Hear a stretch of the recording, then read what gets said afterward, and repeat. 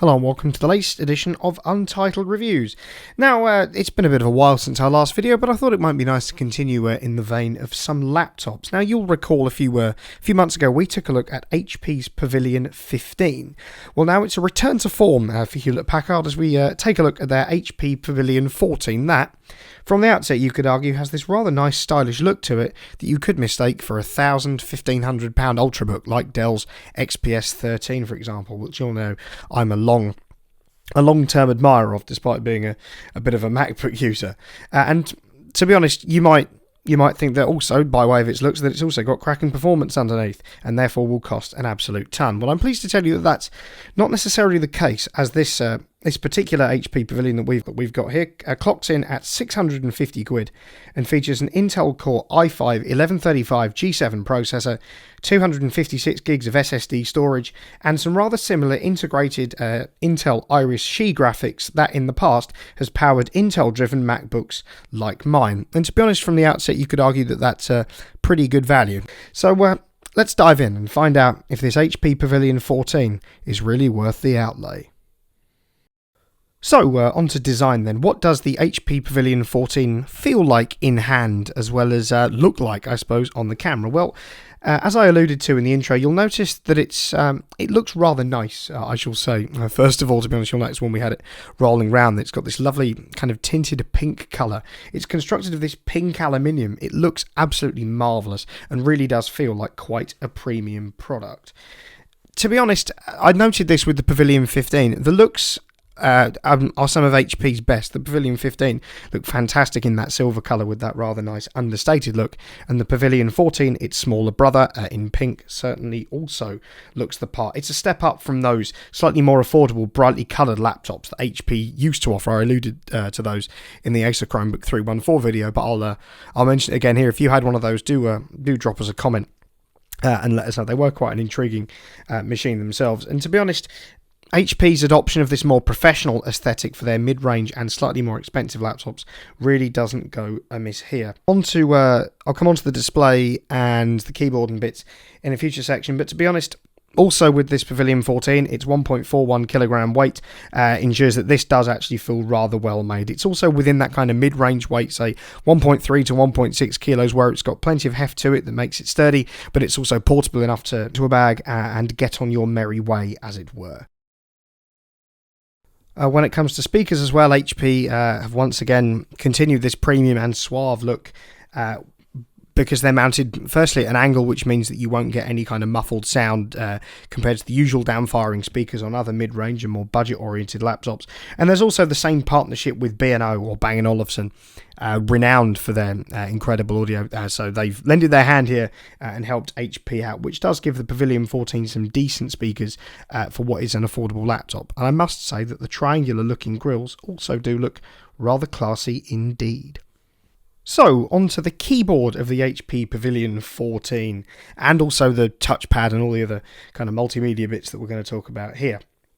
Well, what you'll note is that the keyboard itself that you've got feels rather nicely tactile. It's more of a compact layout, probably more akin to a 60 or 70%. To be honest, the key travel is nice and tactile. It's more of a scissor actuate switch by the feel of things, and the fact that it's also this rather nice pink colour is also rather pleasant, just continuing that same design language from the outside. You'll notice that there is a fingerprint sensor right about there, just next to the Bang & Olufsen logo and above these kind of Intel kind of stickers, as it were, so there is support for Windows Hello. Also included with that 720p webcam too. The trackpad here is a rather decent size too, so you've got plenty of real estate for your fingers to travel across if you've got to scroll down a heavily long Word document, or you want to pick that one specific song from your 1800 song Spotify playlist, like me. I promise I'm more organised with other things. But also the buttons here on the trackpad itself feel rather nice, firm and tactile.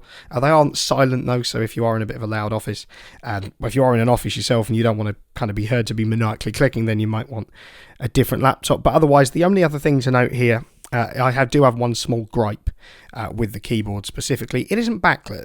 The Pavilion 15s wasn't backlit, and that was one of my major kind of setbacks with that laptop, and that has unfortunately continued with HP here. The pink keyboard itself with the silver legends, whilst it looks rather pretty on camera, it can be quite difficult to see the legends if you happen to look down a lot when typing, as we all do to a certain extent, just for reference. So do be wary of that. This may not be the best laptop to use if you're right next to a window or in some bright light. But if you can touch type, then I'm sure you'll be absolutely fine. It's on the front of ports once again, where HP do certainly knock it out the park. It's business as usual. They haven't really skimped out on the ports that it includes. With a slightly more mid-range laptop, you might expect probably a handful of ports, but it's nice to see that HP have actually bundled you with a fair amount of them. You'll find a high-speed Type-C, as well as 2 USB-As, an SD card reader, and headphone combi jack as standard, and also an HDMI port, which is pretty handy if you just need to connect it up to a monitor quickly. I don't necessarily have a Type-C one or Thunderbolt 4 compatible one to hand. HP have actually provided a really nice amount of compatibility with a couple of legacy offerings, but if I am being really, really picky, a second USB Type-C would have been handy, because a lot of devices are using it at the moment, including a whole assortment of monitors, as I say. So a second Type-C alongside the HDMI and USB-As would have been handy, but otherwise no real issues here. HP have done rather well with their port selection once again. So onto the display then. What have HP managed to conjure up with their Pavilion 14? Well, you're not going to find anything out of the ordinary here. You're running a 14-inch 1080p, Full HD in fact, IPS display that's also an anti-glare panel with 250 nits of brightness and a 16:9 aspect ratio. What this translates to in the real world, as you'll see with some quite handy wildlife footage rolling around, are some relatively decent colours.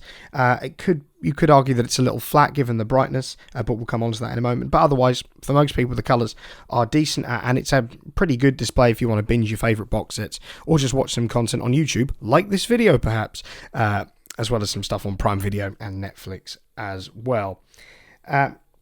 With a 250 nits of brightness does fall kind of below the 300 nit target that we'd be expecting laptops like this one to perhaps reach. But for most people, I don't think they'll notice the difference. You could argue that in slightly brighter settings, that 250 nits isn't as bright as you'd perhaps like. But in most light levels, you should be absolutely fine.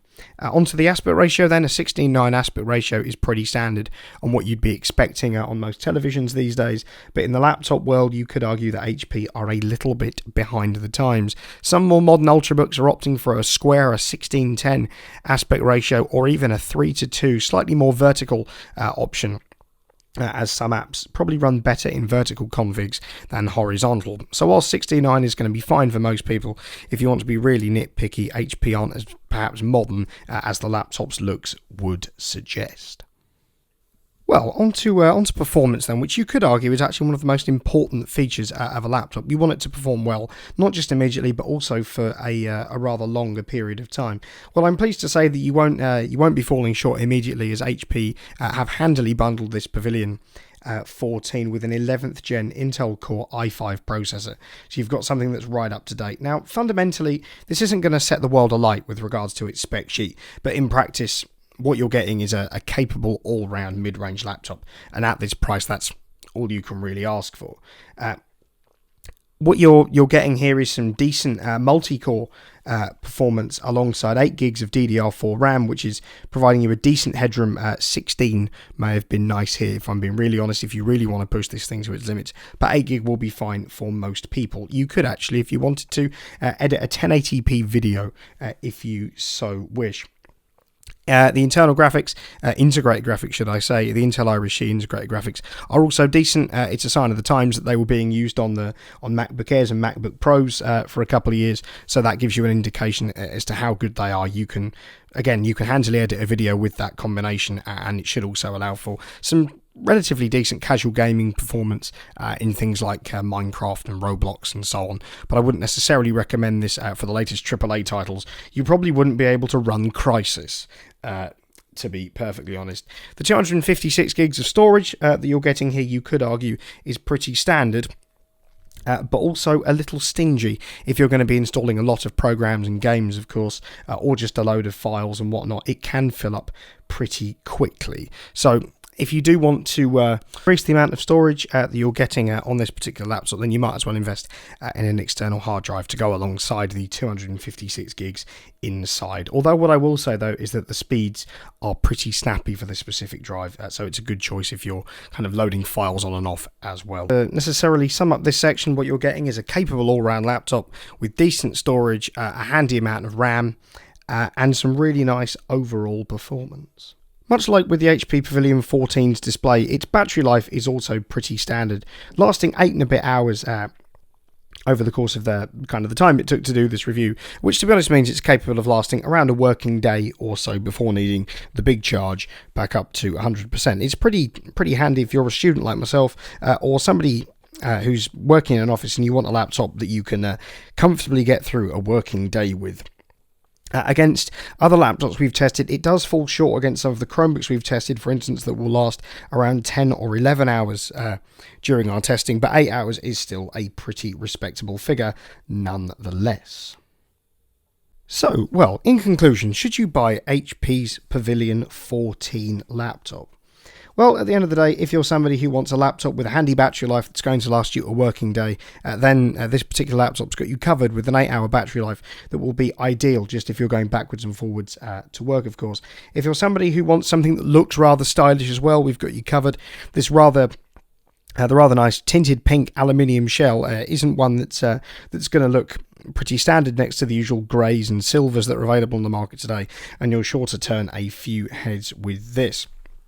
And also, if you're somebody who wants the latest processors and components that should translate to good all-round performance, with an 11th gen Intel Core i5 processor underneath, you're getting some of the best mid-range performance currently available on the market, in my personal view, and for the price of 650 quid, then you're kind of set for a good few years with this specific Hewlett-Packard laptop. To be honest, as a kind of final thought, as it were, this is quite a handy option if you're somebody who wants a great, rather compact all-round laptop that's light, portable, got plenty of ports, a decent bit of power, and some rather quick storage indeed. And an RRP of kind of $649.99 and a little bit less in dollars as well. This is a great pickup if you're interested in upgrading to probably the next level of a decent mid-range laptop. Now that all that really remains to be said is that if you've enjoyed this video, don't forget to like, share, and of course subscribe to the channel, and to indeed ring the notification bell so you don't miss any future uploads. We've got a few more laptops and a couple of intriguing keyboards coming up that you really don't want to miss, so make sure to ring the bell as well. To follow us on Twitter and of course Instagram as well. Link should be appearing on the screen to that right about now. And also, you might be interested to know that there is now an Untitled merchandise store. I suppose it's existed for a few months now, but there is indeed an Untitled merchandise store down on Spring, which I'll leave a link to in the description. So if you want to rep the brand, as it were, with all sorts of intriguing t-shirts, mugs, wall art, hoodies, zip-up hoodies, all sorts of things like that. And we've also just added on there some stainless steel cups as well, coming up to winter, and some pint glasses as well. So I'll leave a link to that down in the description if you're interested. And if you like any of the kit that we feature on these videos, be it this HP Pavilion laptop that does come with an Untitled highly recommended badge, as it were, indeed, alongside the myriad of keyboards, laptops, mice, multimedia controllers, headsets, microphones, and all sorts of other bits that we've featured on this channel over the last couple of years, then we'll leave Amazon links down in the description to all the videos where you can pick them up. So, once again, thank you very much for watching.